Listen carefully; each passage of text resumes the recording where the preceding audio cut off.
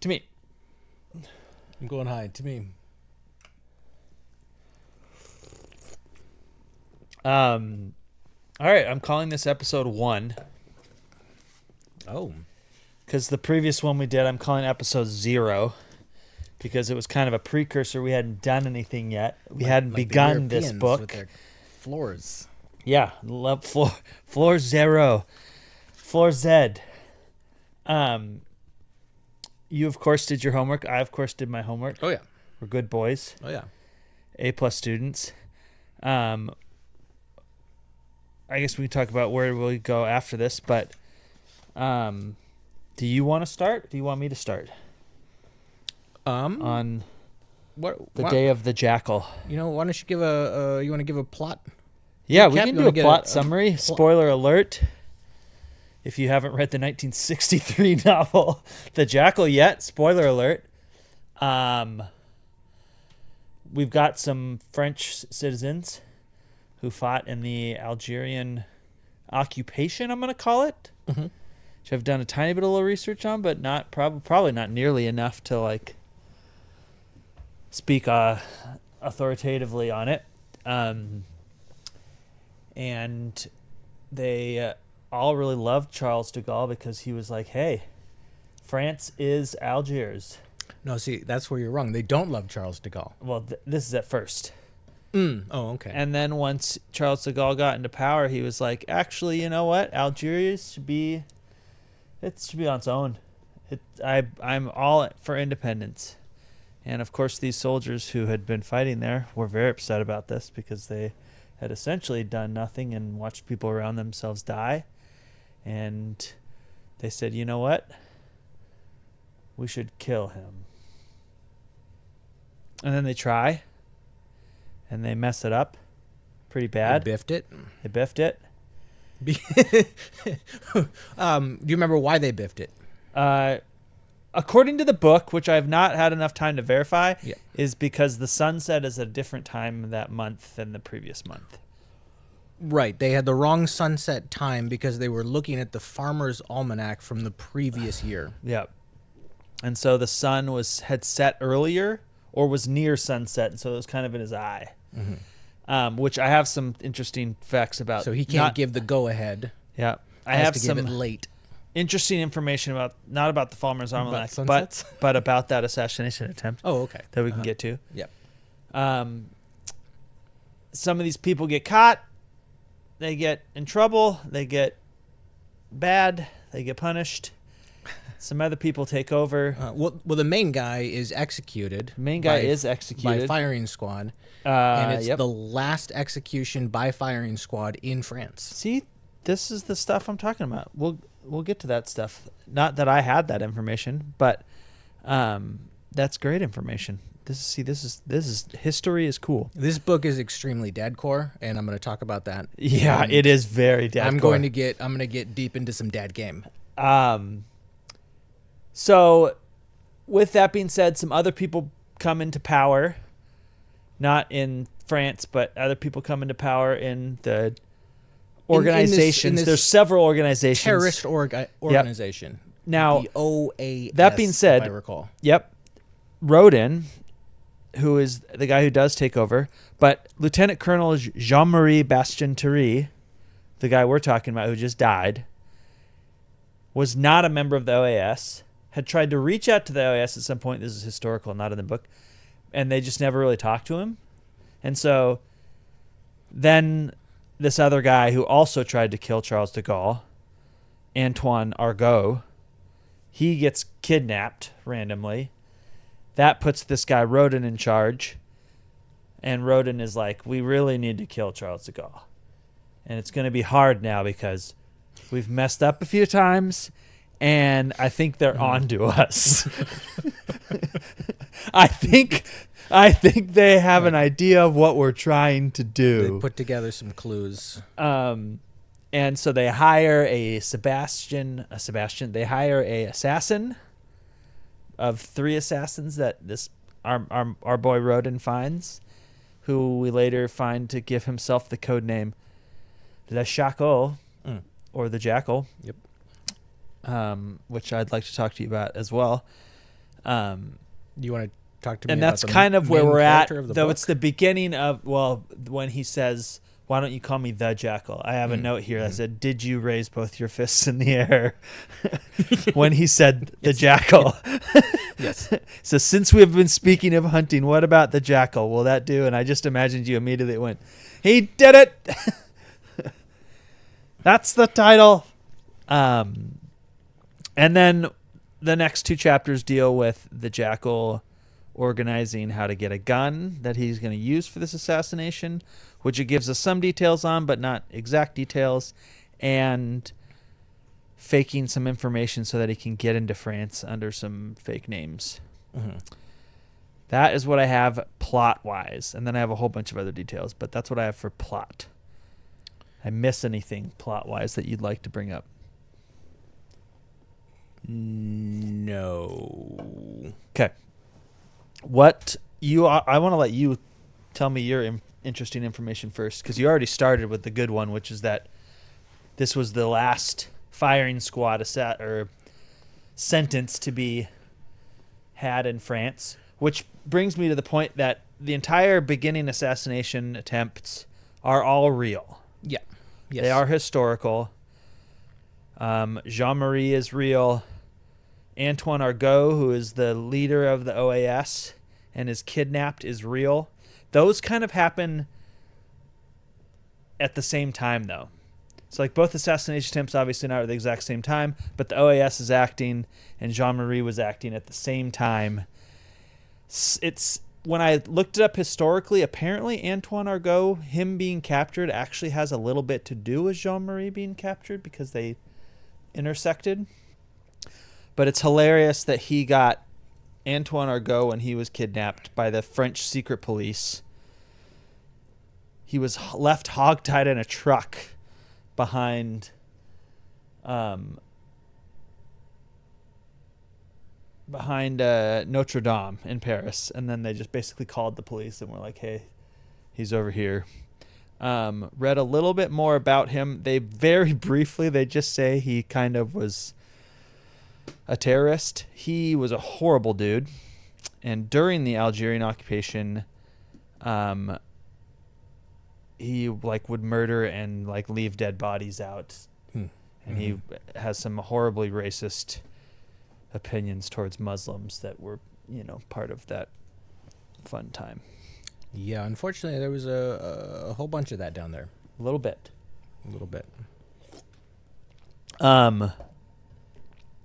I'll get into them. Let's talk main players. So the main players I have written are Jean-Marie, as we talked about, actual dude.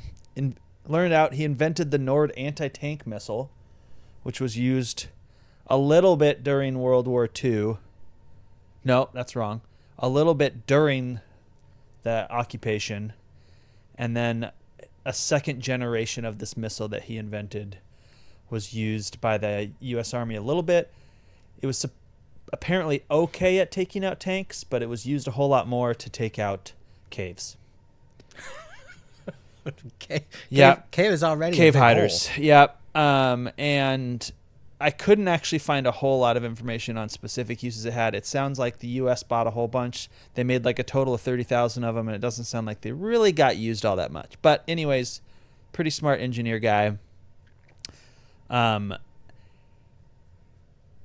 Most people's theory was that he wouldn't actually be executed, and there was a whole, even Charles de Gaulle said I probably would have pardoned him, or at least pardoned the attempt.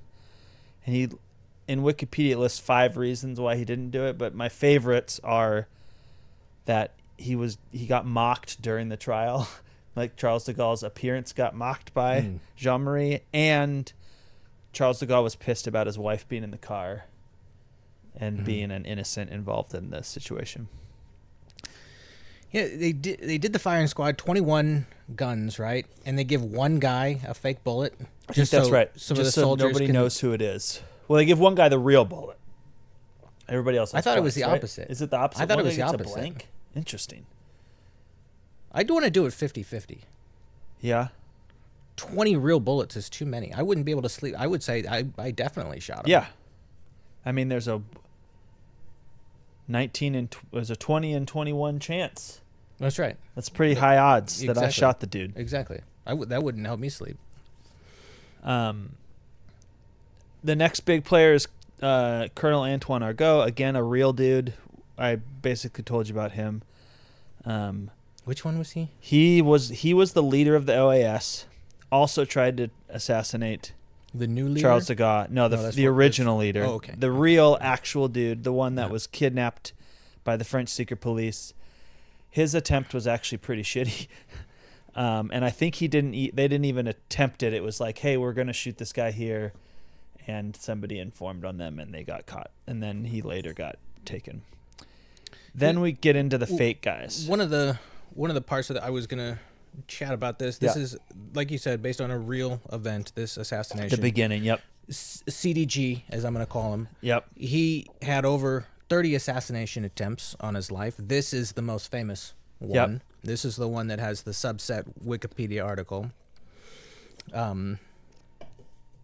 Generally not a well-liked guy by certain populations in France then. But it's after this assassination attempt, I believe, having not read ahead, that everything else is now historical fiction. Yes. Whereas up until we had the firing squad, there's some inference, but pretty much all of it is written from a historical... approximately historical fact. Yep. And before I get into more of the fake figures or fake main players, the interesting thing about the assassination attempt is they originally assumed that they would probably hit the president's car with about 150 bullets. And they hit him with 14. Right, and that's in the book as well, right? I haven't read about the actual assassination attempt, but I do remember this from He did say that they calculated 150 and that obviously they didn't get nearly as many off. Because but again, the 14 came from like forensics afterwards. The guy waved too late because they could have consulted one actual farmer. Or just checked weather.com. That's a joke, obviously. It was not at the time. But and apparently one of the bullets was very close to hitting Charles de Gaulle. So there actually was, as crappy as the attempt went off, there was actually a very good chance he could have died. Then we get into the fake characters. Mark Rodin, he ends up taking over the OAS after Argot is captured, and he is kind of the main plot or the main character perspective for a couple chapters because he is deciding how he's going to kill Charles de Gaulle. He's now in charge of the OAS. Yes. As much as someone could be in charge of a clandestine organization. Rene Montclair is the treasurer of the OAS, which I just always find so hilarious that they have to have like a treasurer. Andre Casson is the coordinator of the underground OAS operators. So these three men are the ones that meet in the hotel to figure out, and then Mark Rodin is like, here's my plan. Mm-hmm. We're going to hire an assassin, somebody that nobody knows because that's the only way we're going to get away with this. And then in that circle is also Victor Kowalski, which is Mark Rodin's bodyguard. Those are the four main, I guess we'll call them baddie bads, that are plotting the assassination, though it's not clear how much Victor Kowalski knows because he's just kind of hangs out and protects Mark Rodin. Then, of course, we have the Jackal, or the Englishman, who has just finished a job to kill some German scientists, which will make him comfortable for some time, but he wants to retire. Which, interesting fact to have about that, in the book he asks for $500K, $500,000. I did the CPI inflation. Oh, can I guess? Yes. Was it $500,000 or LBs? Dollars. $500,000 in, was it 1960? 63 or something like that, yeah. 1.3 million. $5.2 million. Oh boy. So he is asking for a lot, which also made me really sad that... That's not a ton to kill an acting president, though. It is. No, I mean, I agree. I think that's kind of the point is he's like, yes, this is a lot of money, but I'm Yeah. this is a big deal. He's a big, strong boy, and he needs to do a big, strong boy thing. Yeah. And he's got expenses. He's got to get a gun that folds up. Some of these other people have yet to be super important, but I think they will become important. You've got Commissaire Maurice Bouvier, who's the chief of the Brigade Criminelle of the Police Judiciaire. This is a good guy. We'll call him a good guy. Yeah, because this is one thing for the we've gone through maybe about a third of the book, fourth of the book. I would say about a fourth, but yeah. And we've spent absolutely no time with what we would traditionally call a protagonist. And having done some light historical reading, I'm guessing we're not rooting for the Jackal. I think it's one of those books that, as he is the main character, he becomes the main character more in the book. It toes the line where you're definitely kind of rooting for him because you're following him plot this. Mm-hmm. So you tell me as you read it if you begin to root for him or not. But he becomes most of the main character for a very big portion of the book. And we'll get into that more. Because I think the rest of part 1 is all about that. So we'll find out. Again, it was 20 years ago when I read it, so I really have very little memory of a lot of it. And so far I was like, wow, a lot of this I don't remember. There's specific parts I do remember about the book, but a lot of the beginning I don't remember very well. Specifically some very nasty language that gets used in the book.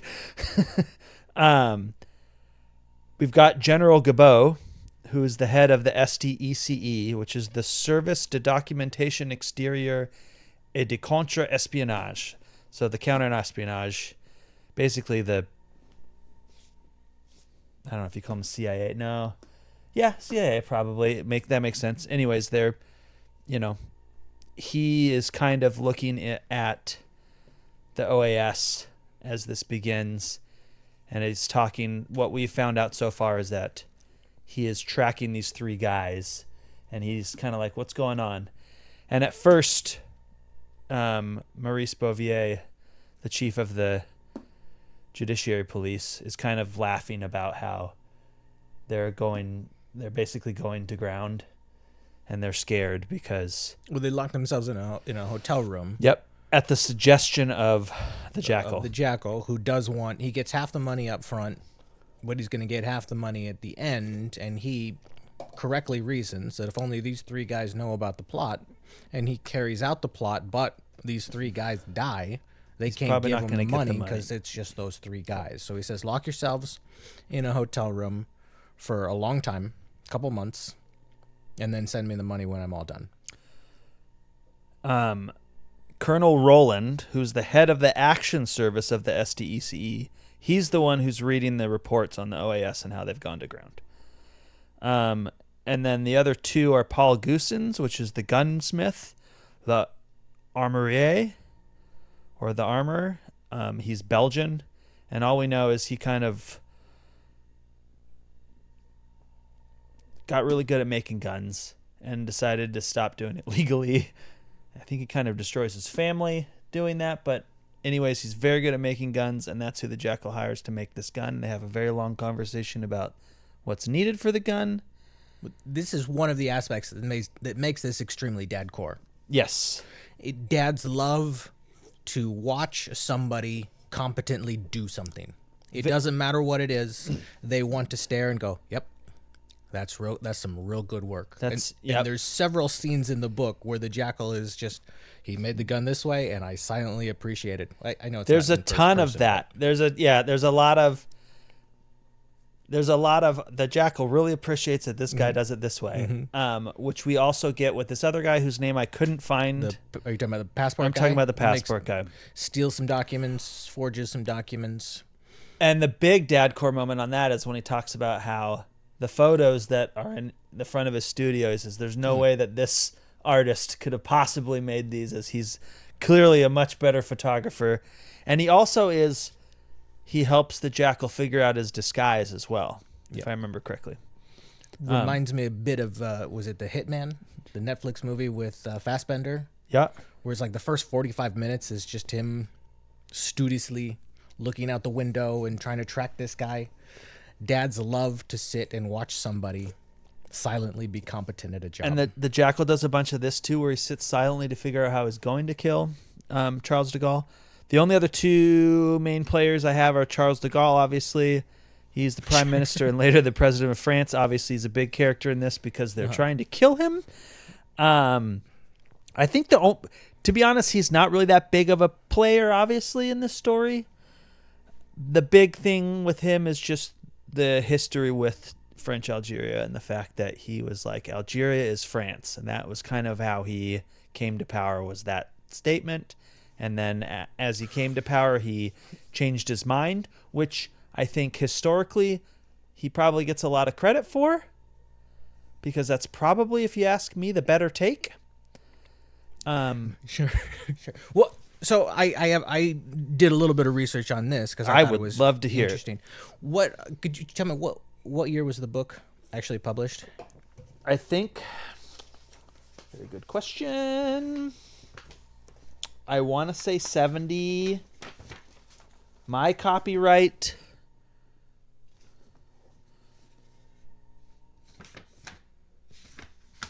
Why don't I have this? Shouldn't be that hard. You're right? physically holding. I'm physically holding the book. I was You gonna think say, it would be I was gonna say the early 70s, which would mean it's about a decade before the book is published that these events, historical 71 events, took place. Right.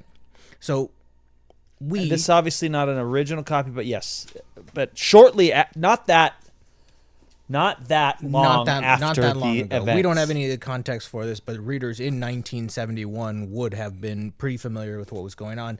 Very familiar. Not that dissimilar to if we picked up a book on like the Afghani. Which, funny enough, I talked to my dad about, and he was very familiar with what was happening. But yes. So, Charles de Gaulle. Yes. I just put him down here as a, obviously, major dude. Anyways, he changed his mind. Dispel a couple of myths. He did not build that airport. Nope. It was completed in 1974, and he died in 1970. So he cannot. He doesn't. He did not. He got named after him, but not lay a named because he stone. built it. He didn't lay a stone. Now, did it get finished or started in 1974? Finished in 1974. Okay. He still didn't do shit with it. I wonder if he had an opinion on this book. This is something I'm going to dadcore about a little bit. Now that I know that the book existed while he was still alive. No, 1970 he died. 1971. Oh, okay. I thought you said okay. Yep. 74. The airport was completed. Yep. So you could ask the airport what it thought about the book. What do you think they're allowed to sell this? I bet there was a lot of those. I bet there's quite a few copies. De Gaulle was in WW2.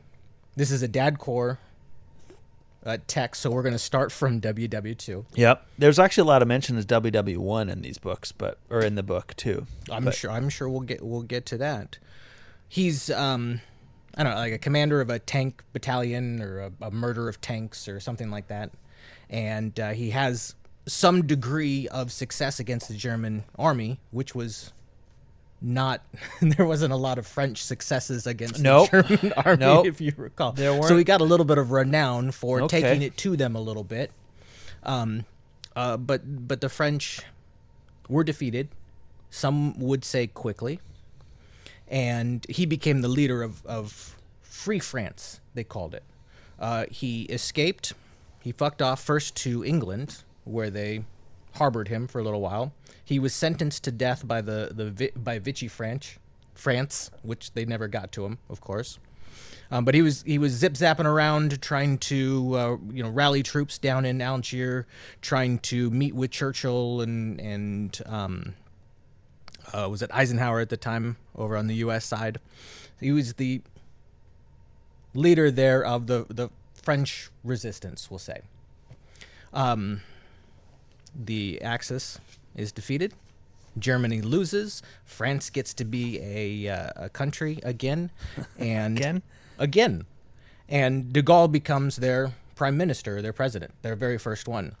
France is all messed up, as you might imagine. It's war torn. They got their army is screwed up. Their various buildings have been knocked down. They've got to make a new constitution. So it's now the Fourth Republic of France that he starts.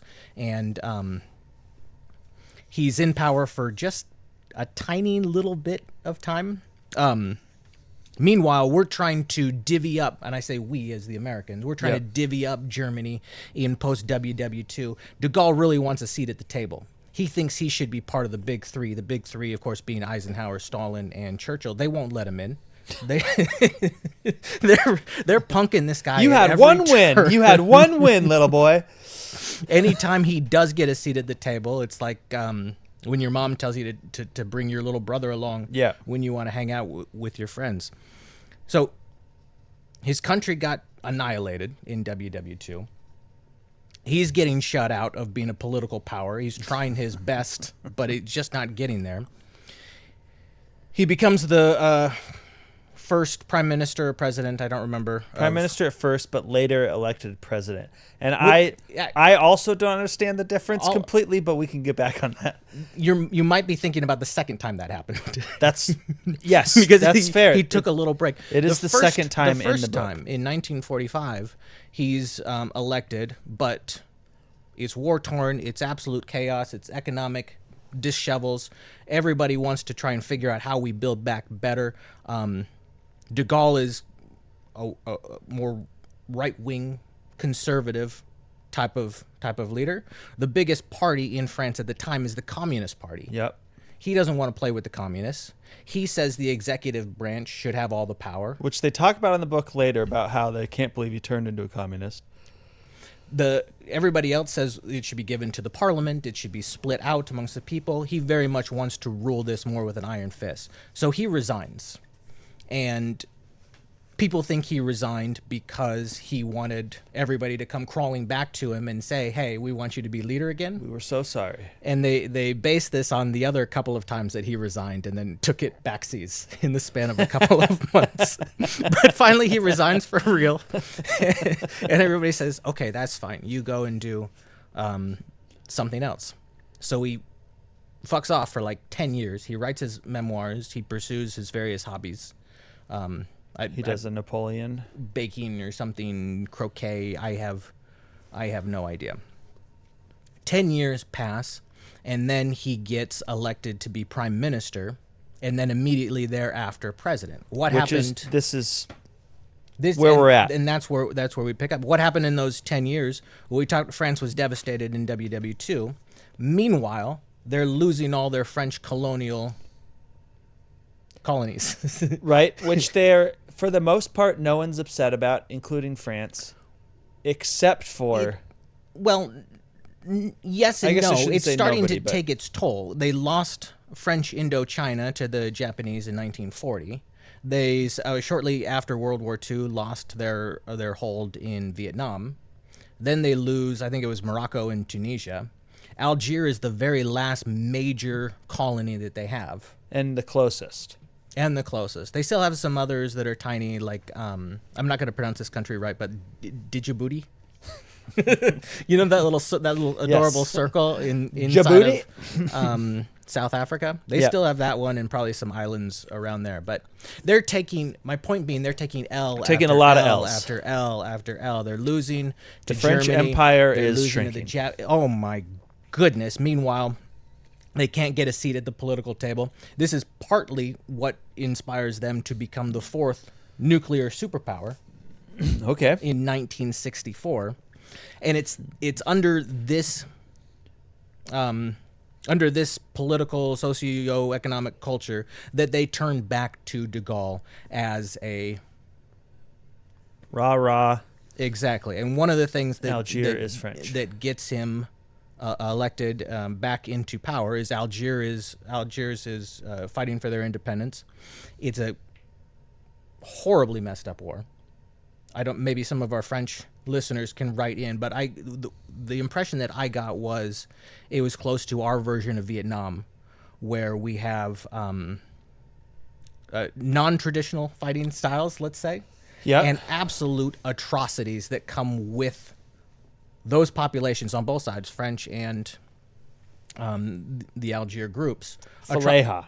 I have this written down. When they Algerian guerrilla bandits is what they call them. Right. But yes. So when either one, the French army or the Algier guerrillas, encounter the civilian populations, it's absolute chaos. It's horrible war crimes, which you alluded to by what was the guy's name? Sorry, which guy? The guy who was in Algier fighting and was doing his various war crimes. Was it? Oh, that's Jean-Marie. Antoine Argot.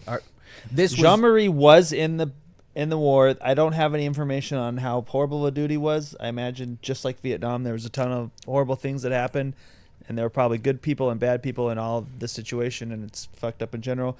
But Colonel Antoine Argot, for the most part, was a bad dude.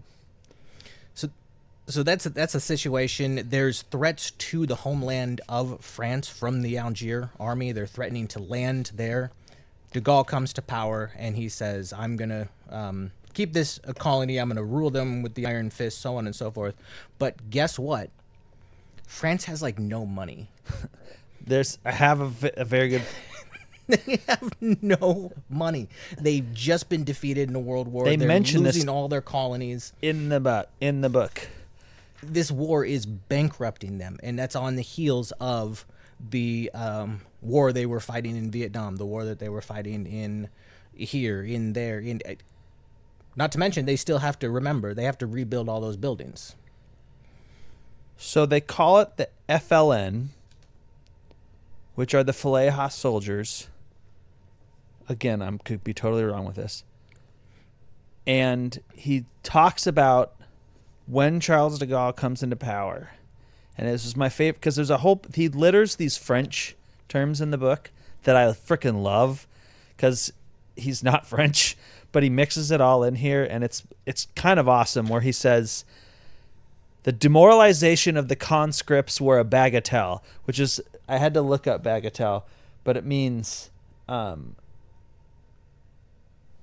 like very unimportant, like little people. So he's like basically saying all this stuff doesn't matter, and part of that he's saying is the tottering economy of France doesn't matter. Like the fact that this war is becoming unwinnable doesn't matter. It like what matters is that Algeria is French.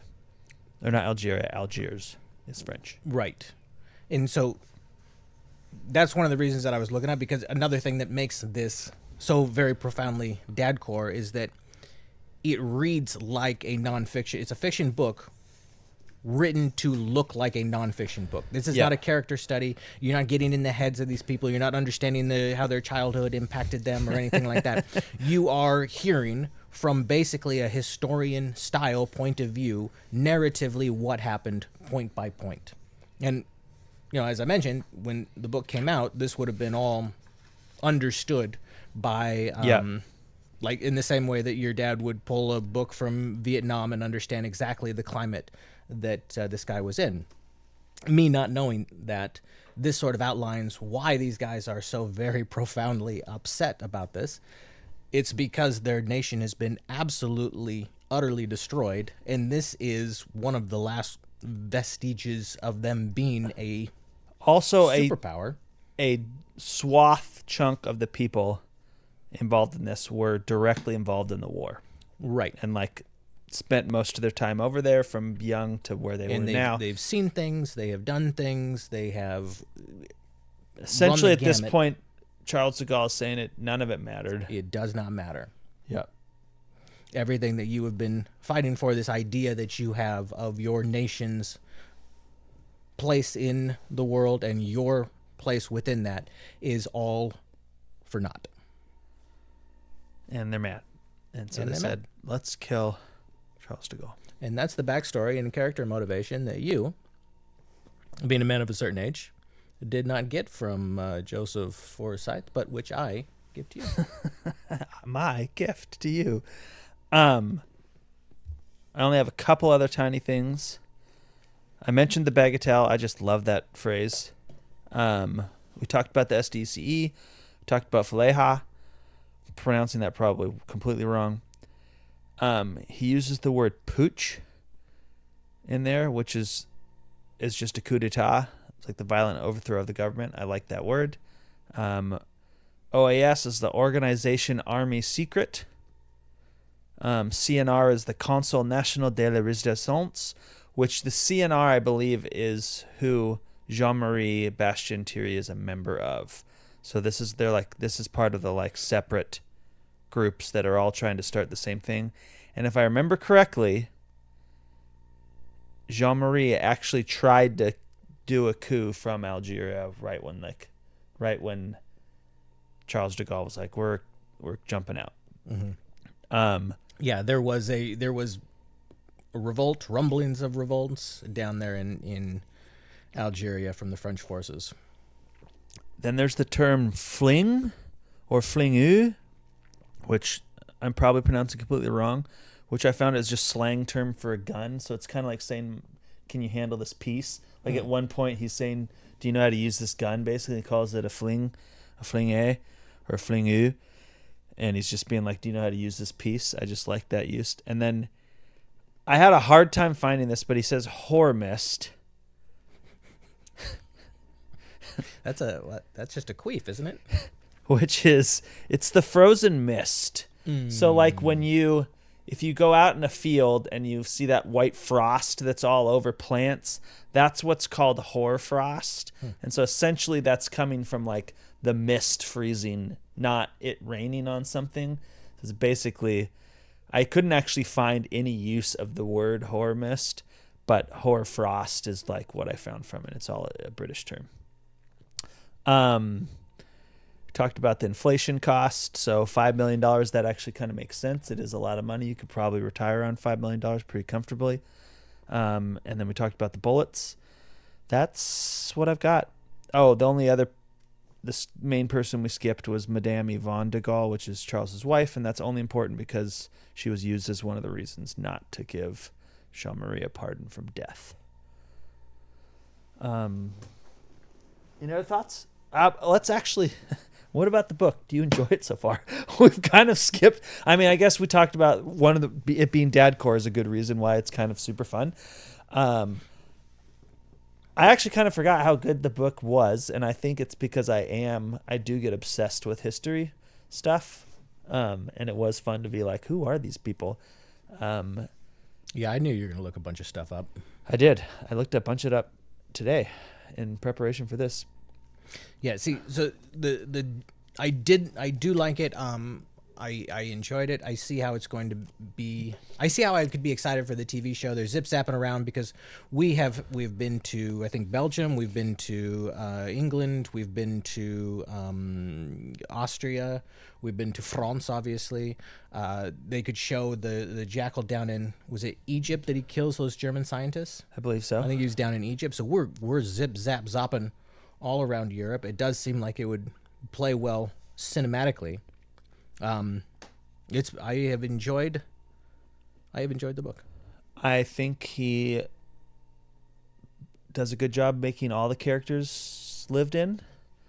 One of the brief characters that he talks about is the woman who joins the OAS or the other organization that they get. I forget what she does. I think she just finds a place for a guy to hide. Oh no, she's targeting a guy to get information. Yep. And I think her story is a ton like it. Every time they bring up someone who is trying to kill Charles de Gaulle, who hates Charles de Gaulle, they do a pretty good job of explaining why. Whether you are supposed to agree with that or not, I think is completely up to you. And obviously he even mentioned several times that their reasons are a little bit insane or that, they're a little bit fanatical, but he does a good job of showing why their opinion and where they're at is. From a historical perspective, yes. This is what I was talking about. It's all, and I don't say this as a critique, but this is narratively a narrative version of a non-fiction book. You're not here for the humor of the author. Nope. You're not here for themes and for metaphor and flowery language or anything like that. You're here for just the facts, the straight facts. Give him the facts. We're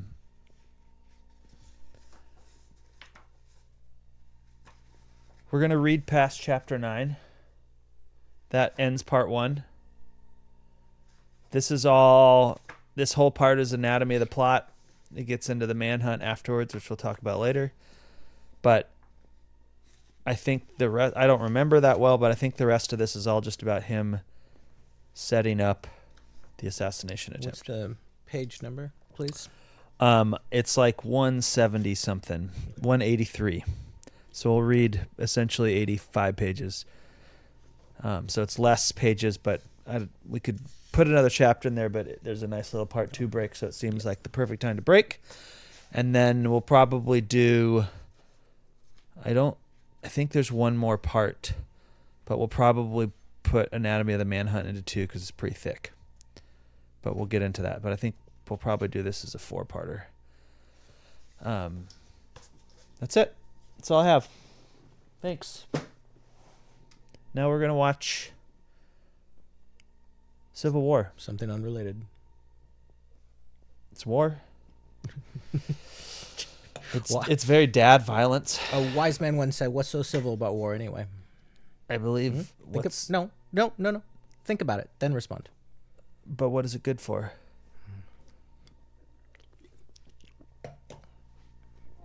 Right.